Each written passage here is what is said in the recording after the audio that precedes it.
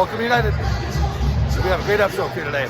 I'm here from the Haddle Hall, Assembly Hall, to give you a sneak preview of some of the highlights and the great things coming this episode. Enjoy.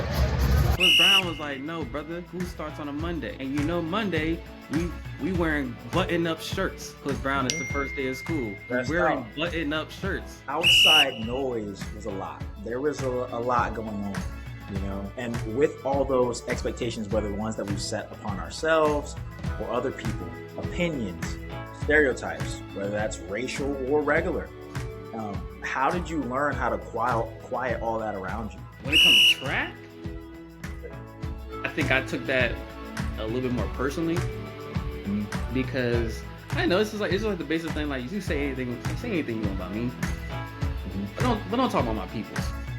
Exactly. I'm talking about my mama. Don't talk about my boy. Don't talk about my coach. Like, you just.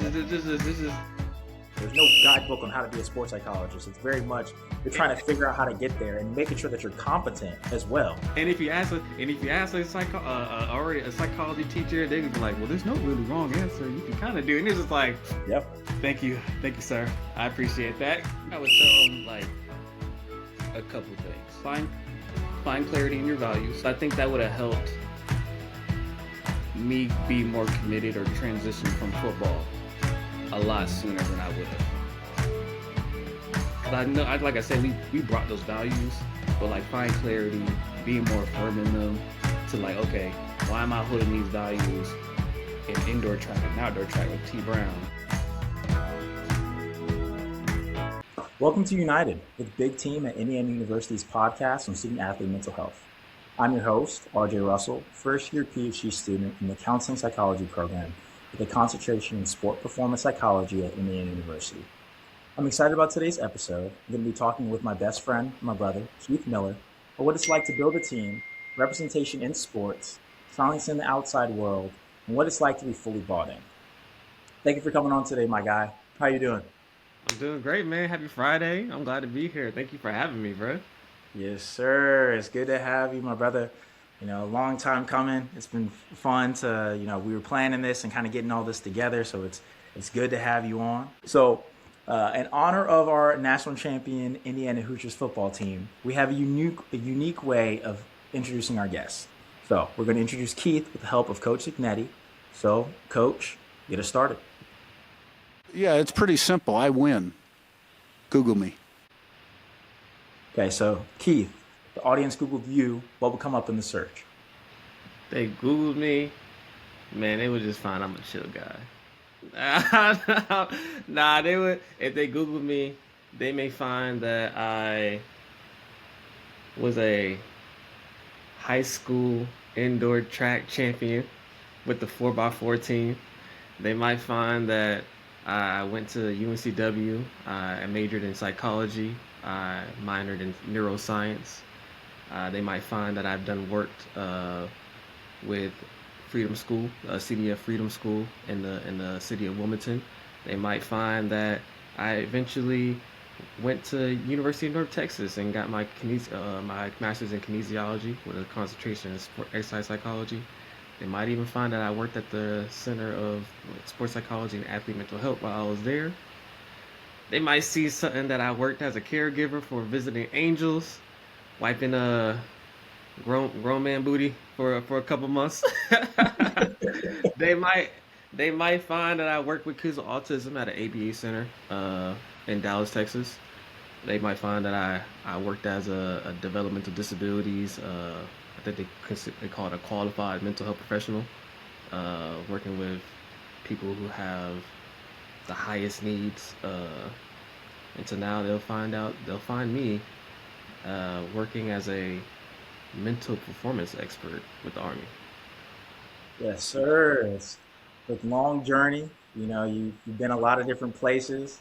And so you've had an impact in all the different areas that you've been at, doing this mental performance work and in those areas.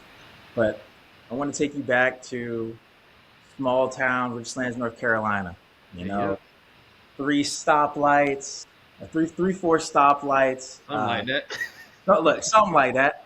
Small town where we grew up. And, thinking about the area that we grew up in, the times that we grew up in. Um, you know, being in a rural, small, predominantly white area, you know, when you think back on growing up where we grew up, how do you describe the reality of that? You know, both the parts that pushed us and the parts that held weight. Oof. So first off, it was a culture shock because, as you know, when I came to Richlands, I was coming from Japan, Mm-hmm. where RJ was telling everybody that I wasn't from Japan, even though I was saying I was from Japan. RJ, look, I just want to let y'all know, RJ used to bully me. That's This is cap. the person y'all let in the That is Indiana so cap. University. That's not the truth at all. but but yeah, it was a big culture shock because I'm coming from Japan. I'm in a country where I'm a minority, Mm-hmm. and I go to a school on base, and I'm seeing a lot of diversity. So when I came to back to the states and went to Richlands, it was a culture shock because I was just like, oh, I see a lot of white. I'm seeing a lot of it, which I wasn't used to. I was used to seeing a bunch of different cultures. So that was very interesting, and of course, coming back to accustomed to like just America. Like when I was over there in Japan, when I asked for a large was what I deemed was a normal large, which Yep. was in America probably like a medium. So Yep. when I came back here and asked for a large, and I saw a big venti mocha big grande cup, I was like, what is this? Is this feeding a family of four? Like, what's going on here? So that within itself was had its own challenges. I think it was important, and I think what helped is that when I found my own village Mm-hmm. within while I was there within school, I think kind of grabbing diversity from different areas, whether that be culture diversity, whether that be diversity in, okay, I'm going to be friends with people who are considered quote unquote nerds and dorks. I'm gonna Mm-hmm. be friends with people who are on the dance team, even though I know being on a dance team isn't a masculine uh, thing, especially in what early mid 2010s. Yeah. So I think I had to create my own diversity within within my time in that boonies country John Deere tractor in the middle of the streets town. So thinking about that diversity piece, right? You know, in our area, there weren't that many people who looked like us, right? Mm, And so we're gonna, you know, when we're thinking about our and going back to our track experiences, we're gonna touch a lot on, and people are gonna hear about Coach Brown. T But Brown. the first question I want to ask you, T Brown. But the first question I want to ask you is, what was it like to have a coach who looked like you in a place that didn't? Man, Coach Brown was like really a father. Mhm. Coach Brown was truly, like I would say, the epitome of a father and what a father should be. Oh, He listened, mhm. but he also critiqued you. Oh, He also praised you, and in doing both, he was effective. If he was criticizing you, he was letting you know what you was doing wrong mhm. and how to fix it. Yeah. If he was praising you, he was letting you know what you did right and how you can improve. It was really nice to have someone like him because I've had coaches in different sports. I've had coaches in basketball. I have coaches in football, and they didn't always look like me, and that would interesting experiences, yeah, having coaches that didn't look like me because you hear different things come out of Correct. coaches' mouths, Mhm. especially in different sports, and especially if they're a different color. So Mhm. most definitely heard a couple blankety blanks here and a blankety blanks there, some slang words here, some slang words there, but meeting Coach Brown and him being a prime example of what it means to be a father, a prime example of what it is to be a man, a black man at that, Mhm. especially in a not a a white dominated one field in a white dominated uh Mhm. city. Yeah. It was like he was like our Superman, man. Yeah. He was like our Superman, even though we called him Batman because we know he's about the Batmobile, but Yeah. he was like our Superman. No, he really was. Like I think back to my experiences in Richlands, and I can look at pictures, right? And I'll probably end up throwing some up here, but you'll see pictures of me as a kid on a T-ball team where nobody looks like me. Coach is white as well. And so having Coach Brown was my first experience of even having a black coach and having someone other than my parents, like my father, like to look up to, another like paternal figure to look up to in that regard. And especially in a time where we're in high school and it's a very pivotal time in our lives. And track being a way to kind of get away from things, right? Hmm. Do you think that his personal experiences ended up layering to our own, especially when it came to how people responded to his coaching style, right? Because remember, a lot of people had things to say about his coaching style. Yeah, that man crazy. That man this. So Hmm. I would say personal. I'll start with the personal experience and then I'll go into his coaching style. So Right. personal experience, what I found out later, uh, I think I found out late when we were in high school that Coach Brown went to Chapel Hill and played for Chapel Hill football team. Hmm. Right. Yeah. I believe as a cornerback. RJ knows. I was heavily against cross country. Hmm. Heavily. I was like, Coach Brown, I'm a football guy. I Hmm. love football. I'm going to the league. I'm gonna Yeah. be a Hall of Famer. I'm about to win like 50, 11 Super Bowls. And then I'm gonna make sure that you get tickets to the game. Like he already knew the plan. But I'm gonna see you at indoor and outdoor track for sure. And I'll be committed. Coach Brown's like, "Yo, bro, don't even do that, bro. Don't even do that." Give it up. Lock him up. Nah. This is what I would say, and what I appreciate about Coach Brown.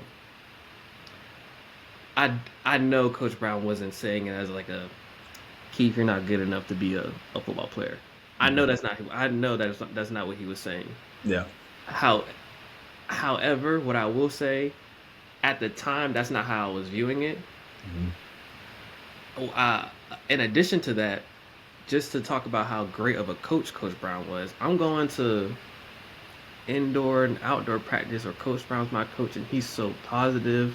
Hmm. He's so uplifting. He's Hmm. challenging us. He has intention. He's being very honest with us. If he knows something, he knows it. If he doesn't know it, he lets us know he doesn't know it. But on top of that, he's doing the work to make sure that we have the knowledge.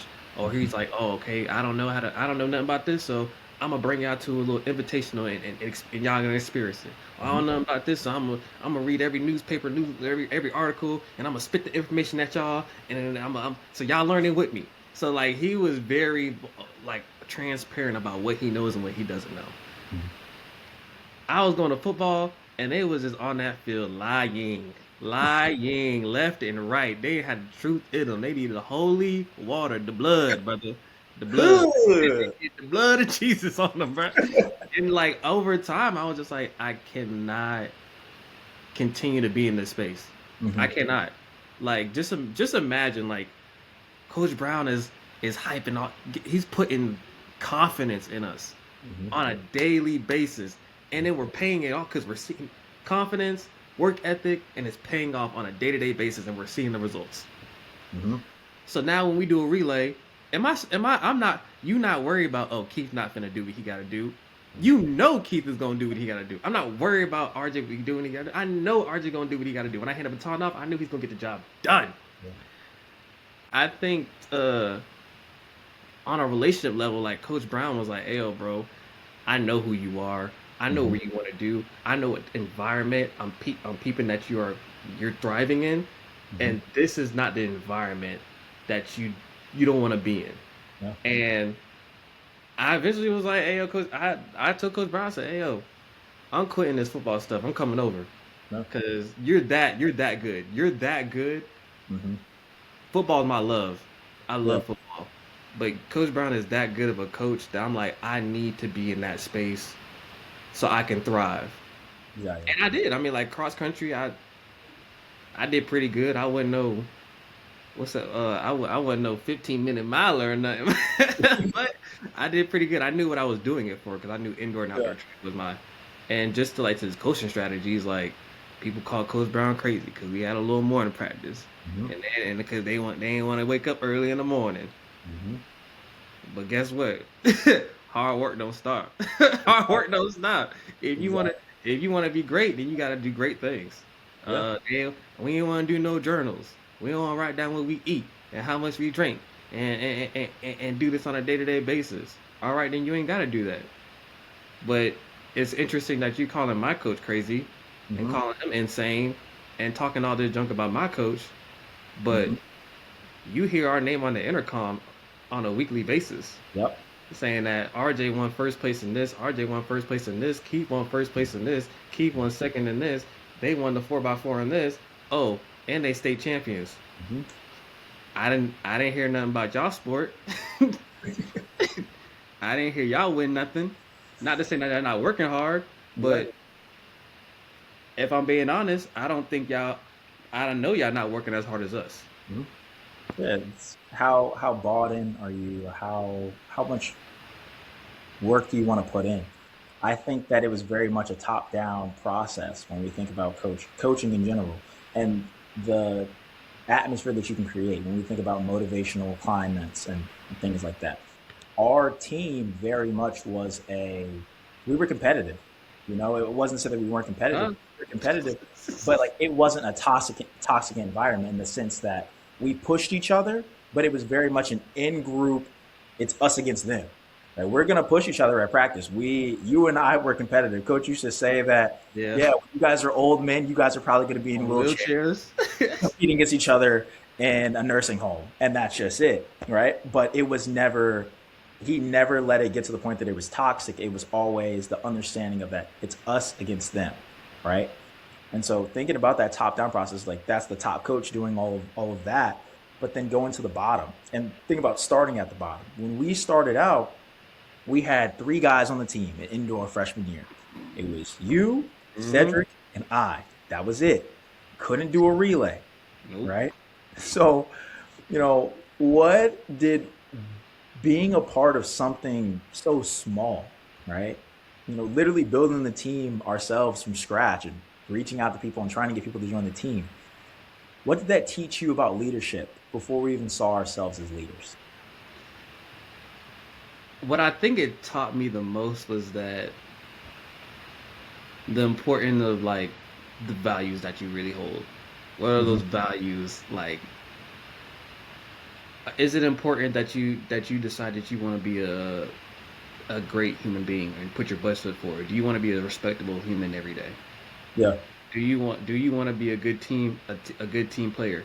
Do you want to be selfish all the time? Yeah. Do you want to be helpful?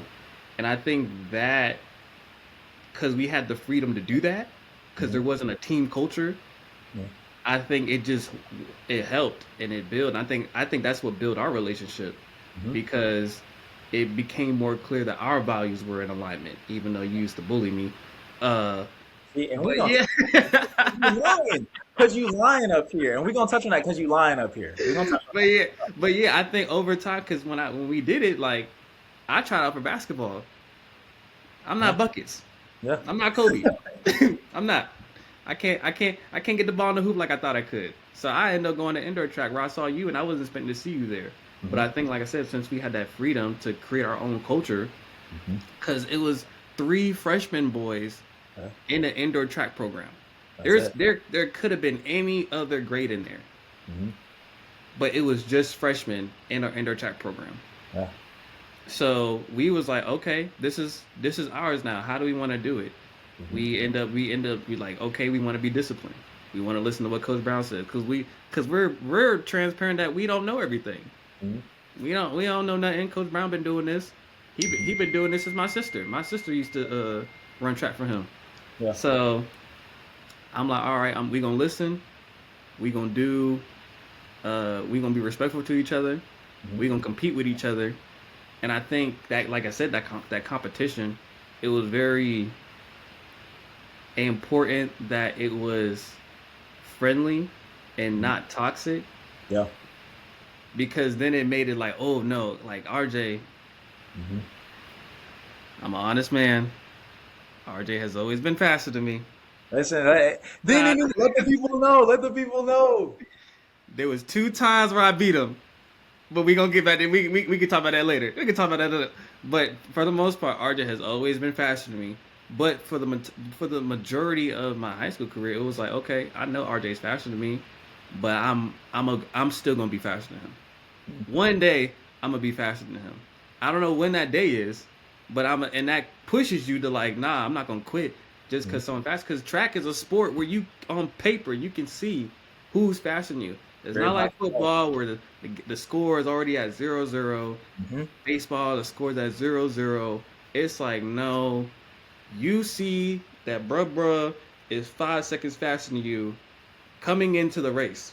Yeah. What can you do about that? And it's really just it's a mentally challenging sport. It is. And you have to make sure that your mental is in check. So I think that we build ourselves on making sure that we're encouraging each other, motivating each other, we're respectful. We gotta like a playful environment, like, cause we don't want it to be too stuck up. Like we done cracked too many jokes. We done made Coach Brown laugh so hard that he swerved the bus. We had a really fun time. So like by the time that we hit our sophomore year, and we did a little recruitment, or more people came in, we had already created that environment. Like it was unbreakable. Like no one could come into our culture and destroy it. If anything, we was very open because we was like, this is only our second year. You add to the culture. You bring in what do you think could be helpful? But if you have anything that's like not relevant or counterproductive to the culture, yeah, we nip that in the bud. Yeah.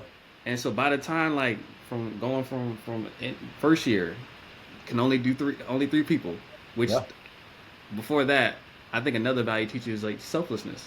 Yeah. Because Coach Brown really instilled that we're a team. Even though oftentimes people will say that track is an individual sport, which there's aspects of it, but track is a team sport. Yeah. If you want to win that state championship as a team, that means that some people might have to do some sacrifices. And Coach Brown let us know that he want to get points on the board, or if we can't get points on the board, we're gonna block some points. So that meant that Keith and RJ, y'all gonna have to do the triple jump, the long jump, the high jump. You want to figure it out. And let me tell you, Keith better jump that fence. Keith better jump that fence. Let me tell you. So I'm used to thinking, coming from middle school, oh, I can run the 400, the 800, and now I 2 relays. Well, if I can't do that, I'll do the 200, and maybe I'll do the 100. I don't know. But like Coach Brown's like, no, you got 2 events that you can really lock in on. With 2 other events, I need you to also lock in on so that we can block points, so we can still compete. So taking that from freshman year early, bringing that to sophomore year, to making sure that people understood that you have to be selfless as this team. To our junior year, where we really was in our bag dope. We was in our bag at that point. So we was everyone, we was selfish, selfish, selfless. Woo, boy. But yeah, no, we was selfless. Everyone was collaborating. Everyone was competing with each other. Everyone was. It was to the point. Like, I think that one track meet that me, you, and KK 1, 2, and 3 on that 500. Like it was like everything was just clicking on all cylinders. Yeah. So, and I just made for like it just built that like hard work. It don't happen overnight. It might not even happen over a year. It might not even happen over 2 years, because it was until that 3rd year that we became state champs. And I was like, it was incredible to see the culture that we built, and for it to see it pay off and be actually effective. Yeah. So truly thinking about everything that you've said, right? When we went from building the team, and that whole aspect of, us not really knowing each other, being able to build that relationship, and then, okay, this is our thing, right? So now what do we want it to be? And to see that growth, right? But when we talk about, what are you willing to give up? What are you willing to do? A lot of times in sports, it's, oh, well, I still want to do this, I want to do that. What are you willing to do to be great, right? And so what was the real cost of being fully bought in? You know, when we think about those two a days, those invitationals, tune up for Mondays, what what was that cost for you? I think it cost me it cost me the leisure to like live life a little willy nilly. That's how I would say. Mhm. Like it required me like, okay, let me be a little bit more strategic about how I do my day. Let me be more Yeah. strategic about how I want to eat my food because at first it was like we can eat hot pockets and ramen noodles every day Yep. and we be all right. And Hmm. that meant I can go to school and pack my lunch. I'm gonna sell them. And I Yeah. was like, I drink a bottle of water, if even, and go to track passes and still have a good practice. Yeah. But instead, it was like, okay, now I need to be more strategic because I'm really committed to this. That means I might not eat the super healthy thing, but I'm gonna grab a Caesar salad. I'm gonna eat that with a Yeah. Caesar salad. Hmm. Okay, I see this pizza here, and the real me want to kill the whole box, Yeah. but I'll eat two slices and call it a day. So it meant I had to have a little restraint because, like I said, it's that being selfish. I want to be great because I know my team's relying on me, and Hmm. I don't want to be the guy where it's like RJ ran his time, Kavon ran his time, Roman, Darius, Aaron ran his time. Yeah. Keith, why you going back? Hmm. And I'm like I don't know. I've been working but in real time, I'm not making sacrifices. I'm not doing the little things to Yeah. make myself better, Hmm. and that might cost me my position. Yeah. Yeah. We only had each other in those situations. That was it. And it was, back then it could have felt like a cost because, oh, we're not doing everything that everyone else is doing. We don't get to wear, I want to the bring up. nice I want to clothes. bring up one more. I want to bring up one more. I want to Hit me bring up with it. one Hit me with it. more.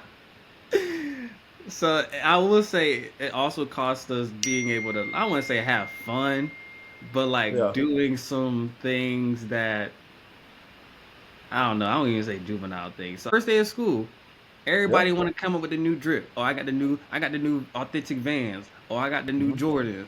Or I got the new Hmm. socks. I want to flip. Coach Brown was like, "No, brother. School starts on a Monday, and Monday we we wearing button up shirts.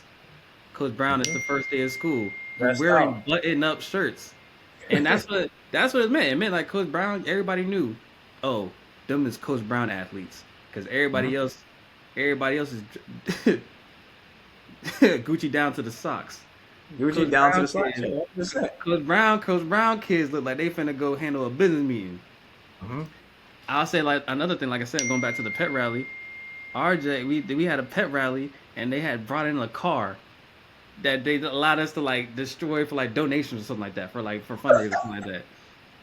That meant we had to sacrifice doing some obnoxious things because they was like they I don't know what they was on off a monster and a Red Bull. They want to go flip the car. Oh. Every boy, no matter what social group you was in, went to go flip that car, and I saw RJ going, and I had to grab bruh, and he was like, "You right." we got bigger things to do because they most definitely end up calling every single person to the office and was like, "Whatever sport you're in, you can't do that this week, and you're suspended, Yeah. and you got detention." And I was like, Yeah. "Nah, bro. That meant that some stuff that would have been great memories for high school. Hmm. Nah, we we had to take a back seat to that." Yeah. The disclaimer: it was a fundraiser, like junk car that they were like demolishing, and it was raising money for fundraising, and then they were flipping it. That's what it was. It was not a real car. Just the disclaimer. It was a But heavy car. yeah, no. You said what? It was a heavy car though. It was a heavy car though, right? But there were a lot of things that we could have done in those moments that would have been, you know, fun or different things like that. But we had bigger goals, you know. I really think about Coach Brown as Coach Carter, right? You know, we had to dress out. He was honest about those grades and different things like that. And then while in the moment, what did it suck? Or a little bit, was there times where it's like, oh, well, I got to write this notebook and I have to write everything that I'm eating and things like that, right? But thinking about it, he just wanted the best for us, right? And he wanted us to be great. And we also wanted to be great. So it's, what are you willing to give up? What are you willing to sacrifice to do those things, right? And so we worked hard and we got the fruits of our labor, being state champions and things of that nature, being in the record books. Those things hold more weight than all these other experiences that we could have had, right? And so now, thinking about all that, you know, the outside noise was a lot. There was a lot going on, you know.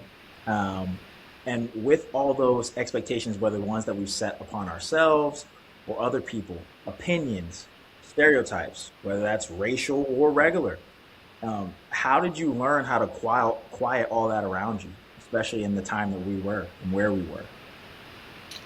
I think it was a combination of like that village that I had already incorporated or already Yeah. grew. I think outside of like the track realm, that kind of like held me down because I was like, I don't even know y'all for real, for y'all to Hmm. even be having these kind of opinions or even suggestions about me, what I do, and how I should be moving. Uh, when it comes to track, I think I took that a little bit more personally Hmm. because I know it's just like the basic thing. Like you say anything you want about me, Hmm. but don't talk about my peoples. Don't Exactly. don't talk about my mama. Don't talk about my boy. Don't talk about my coach. Like you Yeah. this is an unspoken rule. It's just like you just don't do that. So like Hmm. when you was hearing outside noise of people using whatever language that they wanted to use, they was using racial slurs and Hmm. they wanted to uh, just call us outside our names and then talk about our coach and say that he this and he that and talk about even the girls on indoor. It was like Hmm. you was talking about her, and then of course like we might hear some drama like, oh, they calling her a blank blank and they're calling her, and it's like, hey yo bro, don't talk about my little sis like that, bro. Like Exactly. because Hmm. you talking about my family. Yeah. So it was like, yeah, we had each other back in that sense. Because like first when it come to Coach Brown, like we was like some hound dogs. And it was very interesting to see like it was very interesting and like what's the word I want to use? Made me more aware that like especially how to like teachers that we had, Yeah. coaches that we knew that did other sports would talk about Coach Brown and try to downplay what he do, call him he insane, he's out of his mind, he's not right, there's something mentally wrong with him, uh, and say that he's not as good of a coach and he's kind of setting y'all up for failure. And it's like, why are you talking about my coach like this? Like I don't see like Coach Brown is never talking about y'all. Yeah. Never. He has never even said a bad thing about y'all. But y'all are Hmm. going out of y'all way to talk about my coach. Yeah. So now I gotta put hands. Let me stop. I ain't put no hands on him. But it's like, but now I gotta defend. I gotta defend what we talking about. And don't talk about my teammates because my teammates has shown more discipline, more respect, more honesty and transparency and work ethic Yeah. than all of y'all. Hmm. And when anything outside of that, I'm like, you talking about social stuff, like you got to cool that too, because Hmm. even outside of sports, you need to have a certain level of respect. So I think our culture Yeah. was within track, and we was kind of trying to start like a little revolution of bringing our culture outside of track and into the school. Hmm. Was it receptive? Yeah. To I would say to that close group because our groups ended up kind of blending. Yeah. My village and your village ended up kind of blending to like now it's our village. So I Yeah. think we Exactly. had a little revolution within there, but like the outside noise, man, it was just like because even not this not flex, it's not a flex, but like even like for homecoming, for when I was up for Yeah. homecoming king, like the things that people were saying, even people that I thought I was cool with, they was like, "You'll never win blank," and I was like, Yeah. "Brother." Hmm. Yeah. I've not like I don't know what's the animosity Hmm. and a winning. which was kind of the icing on the cake. But it's like, Yes, sir. it kind of proved like if you really locked in, if you really a good person, you really had those values that we was really like trying to bring up. Yeah. It's like, bro, there's levels to this, Yeah. and you not at the level where you can even compete or even like say anything effective to me. Yeah. I think in those moments, it's all about, and this goes to any athlete and then also just person in general. You know, when the world is saying all these different things, right? You have to know yourself, know your own identity, right? Like, I ain't a big Drake fan, but I mean, he was kind of spitting, know yourself, know your worth, right? So, right, know who you are and not allowing all the rest of the world and what they're saying, whether that's about you and your sport, anything like that, to seep in, right? Like having that village, having that unit, having your people that they know who you are, Mm-hmm. you know who they are. That's your teammates, your friends, your family. That's it, right? Um, and I think that's how it was for us, right? Like that. I think that was just it. So I'll even add on because eventually, your mom ended up being our coach. yeah, he was the So assistant coach. Yeah, yeah, so it was like, I dare you say something about Mama Russell. I dare you. This will not be good for you. So yeah, yeah, I think it strengthened our bond hmm of teamwork and team building, and to like now like even as we speak, like there's yeah, someone on the team who's getting married, and we probably ain't talked in like in years, but yeah, that bond is still there. To us like I want you to be there, because exactly. I was there for them and they was there for me when I needed. hmm we was there for the two days, the Mm-hmm. 5 a.m. workouts, those early morning Mm-hmm. getting on the invitational bus, those 50 push-ups that coach would make us do because you wasn't doing what you were supposed to do, or your grades wasn't good. Well, guess what? You're not traveling. All Yeah, those the slice things. of pizza. That's what 2 miles. Two Oh a yeah, slice of pizza yeah, 3 miles. oh yeah, yeah. Go ahead and get it in, buddy. So like we built that relationship that it's still there Mm-hmm. no matter how many years have passed, right? So thinking all the way back to 2012, Mm-hmm. right? You know, coach had told you that yeah, we got two other guys on the team, want you to join indoor track, things like that. But if you could talk to your 2012 self, this is before everything has happened, right? You don't know what the journey's that your version of you doesn't know what the journey holds. Now, what would you tell him? Oof. I think I would tell them like a couple things. Uh, find find clarity in your values. Um, because I think that would have helped me be more committed or transition from football a lot Mhm. sooner than I would have. Because I know, like I said, we brought those values, but like find clarity, being more firm in them, to like, okay, why am I holding these values in indoor track and outdoor track with T Brown, and I kind of let some of these values slide down my back when I go Mhm. into the off season in summer and bring it in with football. So I think that would have been a nice like little a nugget to give myself. And I think the other thing is that you're already a winner. You're already Mhm. a winner. I think Coach Brown already saw us as winners. I think we wanted to win, and Mhm. that kind of helped us. Like we had just had that dog in us, and Coach Brown was like, on a, it was not a single. It wasn't a week that he was like, y'all some losers. Like, nah, he Yeah. was like, he was telling like, oh RJ, I think you can get him. Oh Keith, I think I can get them. Oh Yeah. these boys. Oh these boys at Nightdale. Oh they run a 322 4x4. Y'all can get that. Y'all can get that. We were like, Coach, what do you mean? We're running like a 335 right now, like something like it's like it's not adding up. But he was like, nah, y'all can get him. I see it. We gonna put something together. So like he already saw, oh nah, these boys is winners. These boys is winners. They done show me they was winners. They wanna win, but it's gonna come in the future. So like kinda like finding that balance of like, yeah, I still wanna push myself, but like not having that mindset that like I'm a loser until I win. Yeah. So I think that would have been a helpful, because I think for the most part we was really friendly competitive.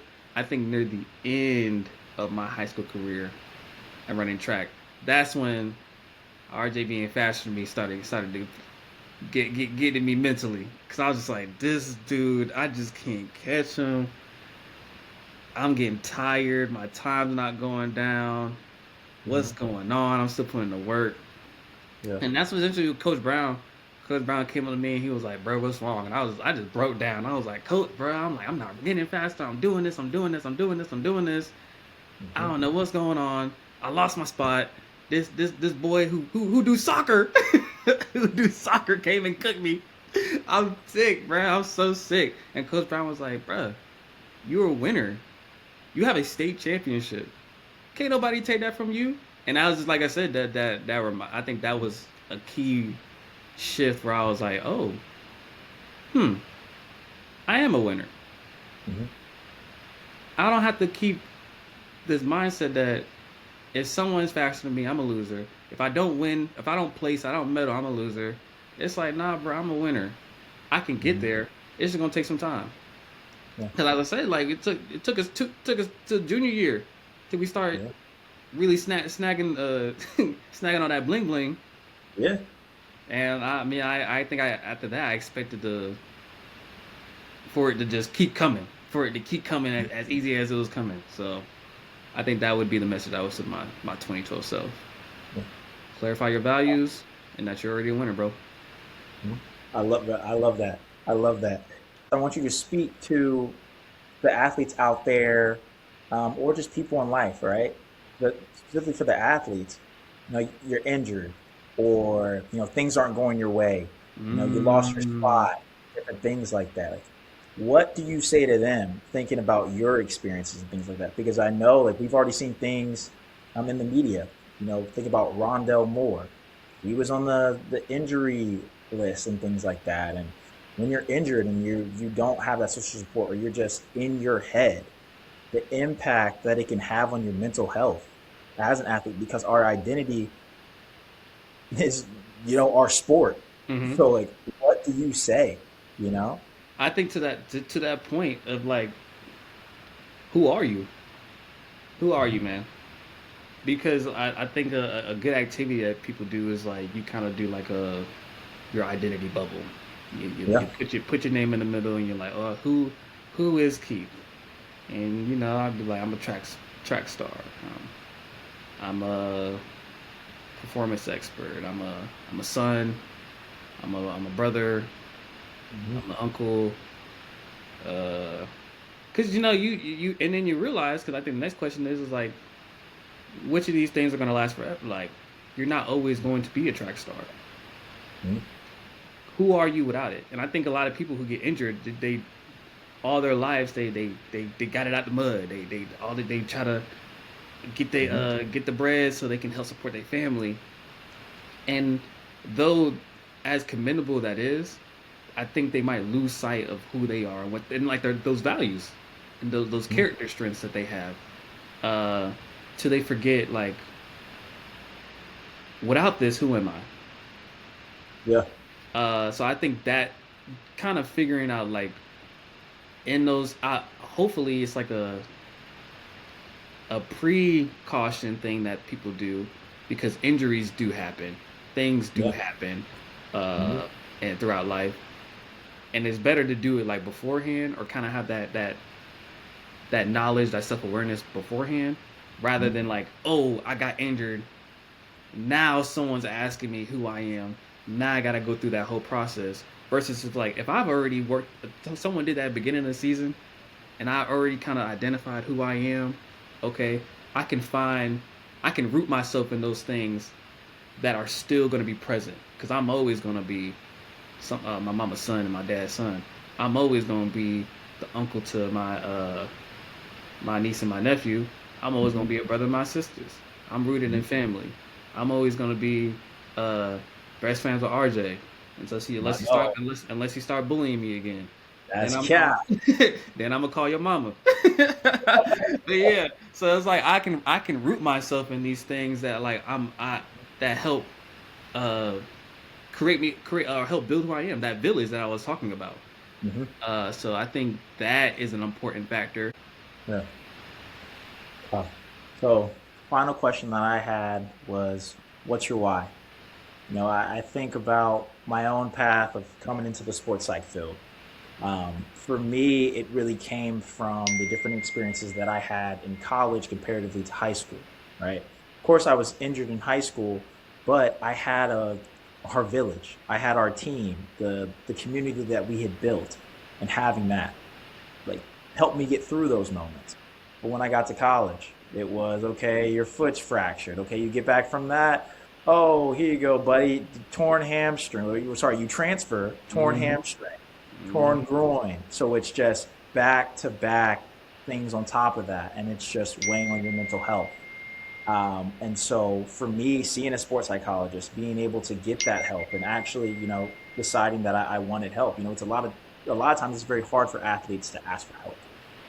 And so being able to get that help and go along that journey, and that's kind of what's led me here today. Right? But for you, what's your why? What got you into the sports psych field? What is the reason that you're, doing the mental performance work that you're doing now with the military, and where do you want to go with that? My why started in high school. I mean, I was always good in school. I never had a subject that I really like stuck with. Like math that's too much. Started adding letters. I was like, I'm out of there. History, I was like, y'all not talking about the full history, so I'm out of there. Science was cool, but I think like the avenues that we was like with biology, I was like, that's too much for me, or not really attractive to me. Chemistry was a little too much because it had some math in it, and I was like, nah. So there was really never a subject that I really liked until my junior year, and our school brought in the psychology class, which I immediately fell in love with. I was like, I love this. This is amazing. We're understanding, or we're learning about human behavior. We're learning about things like classical conditioning and reinforcement and different types of psychology. So I thought that was amazing. So I found out. Well, then it did so well. The class did so well that they offered a AP version the next year. So I took that class, loved it again, and then my guidance counselor at the school let me know that there's a thing called like sports psychology, which I was very like, never heard of that in my life. But you're telling me I can combine my love for sports with my love of psychology? I'm in there like swimwear, big dog. I'm in there. Yes, sir. I'm talking Yes, about sir. NBA. So what I would say is my understanding of college was a little naive at the time. I thought all colleges offer all programs. You just have some colleges that are more accredited than others, like your Harvard, your Yales, in comparison to UNCW, which we went to, and they used to tell us, like, UNCW has a great psychology program. And I was like, bet, that's what I'm there for, psychology, sports psychology specifically. I got there, they did not have a sports psychology program. And I was like, this is a predicament.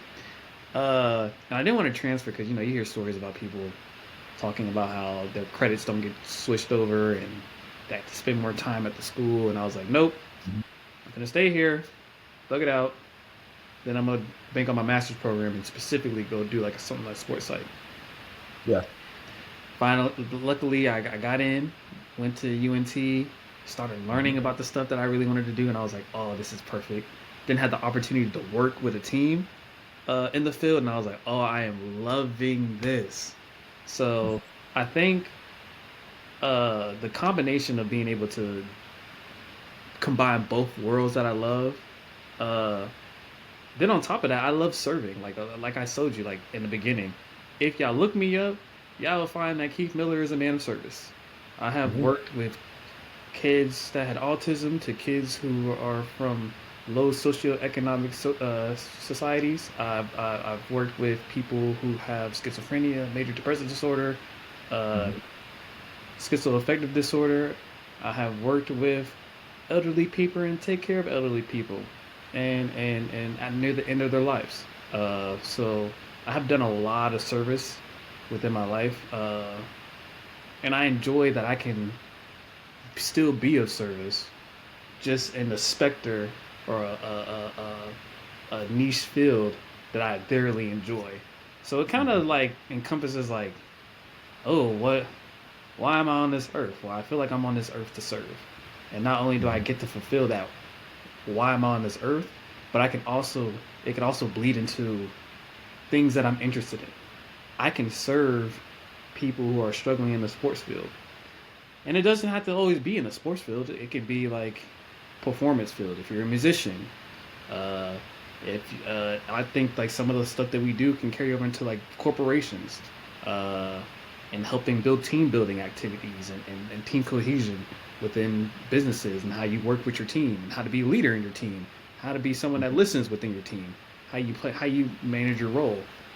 So I think I like that I still have that, like I said, that service aspect, but now I can really lock in on something that I love, psychology and sports, my love for sports. So I would say that's my why. And the end goal, like I said, I'm trying to get to that Olympic level. Yeah, but that's it at the end of the day, you know. From my time with Nike, I had learned that, you know, everyone's an athlete, everyone's a performer, and how can we help these people? You know, especially in our society where social media is a big thing, and all these different aspects where there's, you know, the outside noise, and everyone has an opinion now. You know, we're on a podcast right now. You know what I'm saying? You know, I always say that everyone has a platform, but not everyone needs to have an opinion on things sometimes, right?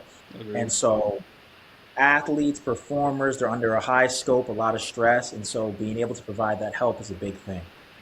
So, brother, I just wanted to thank you for coming on.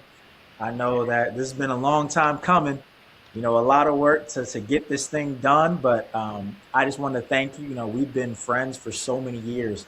You've been so influential in my life and helped pushing me to the areas and the places that I've gone. And I just want to say that your hard work does not go unnoticed. You are one of the incredible human beings. Look, dab the eyes a little bit. You're one of the incredible human beings that are doing amazing work with athletes and just people out there. And so keep being you, keep being yourself. And I'm so excited to see where you go with everything. And you know, bro, you know the saying. You know, we both humble. We're not out here looking for the praise. So literally every compliment that you give to me, it could be thrown right back to you. Like you praise me because I know you, because you know I'm humble. I praise you because I know you humble. You know, but sometimes somebody got to let the naysayers know. Somebody got to let the naysayers know. You're 100% right. Look, to the listeners, thank you so much for tuning in. The Richlands boys are out. Thank you for having us. Out. Peace.